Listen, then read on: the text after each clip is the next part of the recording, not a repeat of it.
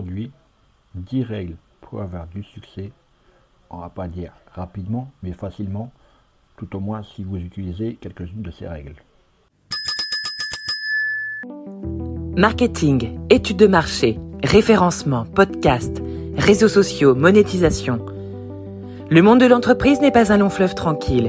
Alors chaque jour, les clés du business vous permettent d'y voir plus clair avec des conseils et des astuces. Go the extra mile, que l'on peut traduire par fais-en plus que nécessaire, fais le pas de plus. C'est-à-dire que si tu désires réussir, te faire remarquer dans la vie, dans un sport, dans un art, il faut donner plus que ce qu'on te demande. C'est ce que faisait Jean-Pierre Papin, c'est le footballeur qui a fait les beaux jours de l'OM. Celui-ci restait toujours après l'entraînement alors que ses coéquipiers rentraient au vestiaire et il bombardait le gardien remplaçant. Ces gestes répétés lui ont permis d'ancrer dans la légende des buts extraordinaires nommés Papinade. Deuxième conseil pour réussir, think outside the box, soit pense à contre-courant. Certains ne voient que dans les problèmes qu'ils rencontrent des sources d'ennui, alors que d'autres, les meilleurs souvent, s'en servent comme source d'inspiration.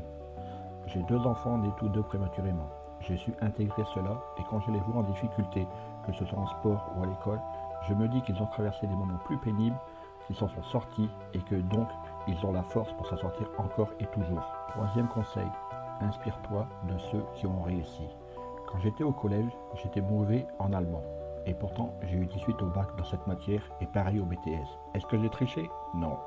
Comment est-ce possible alors? Lors de mon année de 3e, j'ai décidé de m'y mettre et j'ai demandé à l'une de mes amies, IE, si je pouvais être à ses côtés et si elle pouvait m'aider. Au départ, surprise. Bah oui, l'adolescence quoi. Tout le monde pensait que j'avais une idée derrière la tête. Mais elle a très bien compris. Qu'au bout d'un mois que j'écoutais ses conseils et que je voulais vraiment réussir. Que se serait-il passé si je n'avais pas réalisé cette démarche? Quatrième conseil. Plus que la loi de Pareto, le 90-10 te mènera au succès. Il faut accorder 10% de ton temps à te focaliser sur un problème et 80% du temps à trouver une solution et à prendre l'action pour le régler. Quatrième conseil, agir.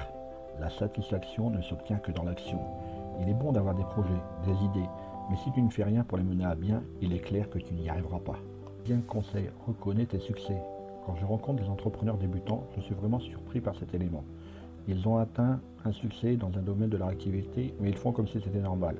Avoir 100 abonnés à une newsletter, ce n'est pas donné à tout le monde, alors pourquoi ne pas en avoir conscience?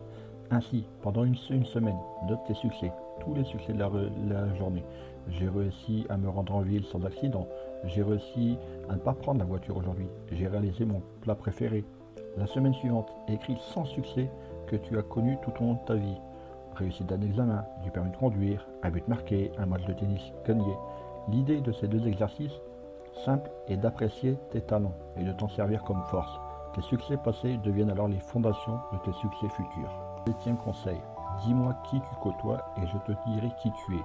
Une des règles très importantes à laquelle je n'ai pas vraiment cru avant de la mettre en pratique, mais en y regardant de plus près, j'ai pu me rendre compte qu'elle est très vraie. Là aussi, est un exercice simple. Note le nom de 5 de tes meilleurs amis au collège ou au lycée, ainsi que leur moyenne générale à l'école, puis compare les résultats à ta propre moyenne. Y a-t-il des ressemblances? J'ai fait la même chose en comparant les personnes que j'ai croisées avant d'entreprendre réellement. J'étais entouré de personnes qui voulaient aussi se lancer, mais qui ne sautaient pas le pas, et j'ai donc fait pareil, patientant avec mes excuses. Mais à partir du moment où j'ai fréquenté des entrepreneurs qui entreprenaient, j'ai eu aussi la motivation pour me lancer, et donc j'ai changé grâce à cet environnement. Il faut puiser la force là où elle se trouve. 10e conseil, si tu veux atteindre le succès, crois en toi. La pensée positive dans toute action, tu dois avoir. Au lieu de penser comme certains que tu ne seras pas choisi pour l'exécution de tels travaux, imagine-toi une fois que tu auras été choisi. Les champions olympiques qui remporteront les médailles dès la fin de semaine ne pensent qu'à la victoire, pas à la défaite. Penser à la défaite, c'est déjà commencer à perdre. Penser à gagner, c'est un premier pas vers la réussite. 10e conseil, répondre à toutes les opportunités. Éviter le « ah si j'avais su ». Une des principales règles de l'entrepreneur, saisir tout ce qu'il peut. Quand tu assistes à une conférence, à un salon, une représentation, pense donc à te vendre.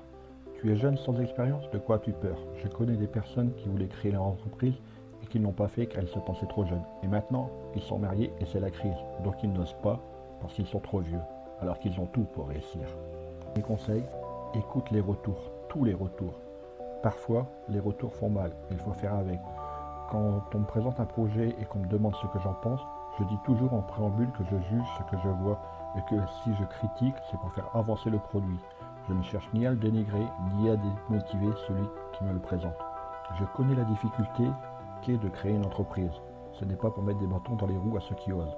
Aussi, ces derniers doivent prendre en considération que les remarques ne leur sont pas adressées personnellement. Voilà, maintenant que tu as ces 10 conseils, je ne te dirai qu'une chose, au boulot. Hey, avant de partir, j'ai une petite faveur à te demander. Est-ce que tu pourrais donner une note et laisser un commentaire sur ta plateforme d'écoute préférée? Cela permettrait aux clés du business d'avoir une meilleure visibilité et d'être accessible au plus grand nombre. Je te remercie. Allez, cette fois c'est vraiment fini.